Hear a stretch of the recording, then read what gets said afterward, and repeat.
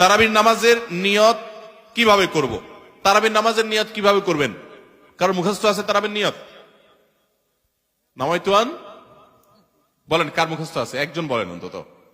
তারাবির নিয়ত কে বলতে পারবে? মাশাআল্লাহ মাশাআল্লাহ, এবারে পুরস্কার দেওয়া উচিত। বসেন, আপনি অনেক কষ্ট করে মুখস্থ করছেন। তুমি রোগলা সদর লোক ভাই, কালো কাহালো। আচ্ছা ভাই, তারাবির নামাজ বা যে কোনো নামাজের নিয়ত জরুরি। নিয়ত ছাড়া কোনো আমল হবে না। কিন্তু নিয়তটা হলো মনের ইচ্ছার নাম। নিয়তটা কিসের নাম? আমি ভাইকে দিয়ে নিয়তটা কেন শুনছি সেটা আপনারা জানেন? জানেন না আপনারা। আমি ওনাকে দিয়ে কেন শুনলাম বলেন তো? কে বলতে পারবেন? কে বলতে পারবেন না?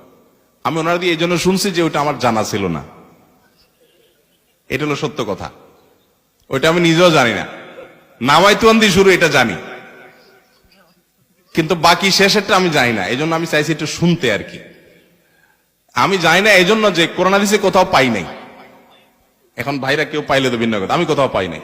এই নিয়ত মুখে এরকম গদবাদা উচ্চারণ করা, হ্যাঁ এটা পাইছি আমরা ছোটবেলা বোগদাদি কায়দায়। বোগদাদি কায়দা এটার জন্য কত মাইদ্যরে হয়তো খাইছি, পাইয়া তখনই ভুলে গেছি। এটা পরবর্তীতে কোরআন হাদিসে যেহেতু পাই নাই, এই জন্য আর আমরা ওটা মুখস্থ করি নাই। ভাইরা আমার, নামাজের জন্য এরকম নামাইতুয়ান, এরকম গদবাদা যে দোয়া আমরা শিখেছি, এগুলোর কোনটি কোরআন বা সুন্নাহর কোথাও আমরা নিয়ত করব মন থেকে যে আমি তারাবির নামাজ পড়ছি, বাস এটা আমার ইন্টেনশন আছে, নিয়ত আছে, মনে আছে, এটাই যথেষ্ট। মুখে উচ্চারণ করা জরুরি না, এবং মুখে উচ্চারণ করা এটা সুন্নাহও না। নবী সাল্লাল্লাহু আলাইহি ওয়াসাল্লাম শেখানো না এটা আমাকে। ইবাদত করতে হবে তার পদ্ধতিতে। কোন হাদিসে যদি উৎসাহ দেওয়া না থাকে, আমি কেন এটা করতে যাব, কসরত করতে যাব? তবে হ্যাঁ, নিয়তটা হলো অন্তরের ইচ্ছার নাম, সেটাই যথেষ্ট।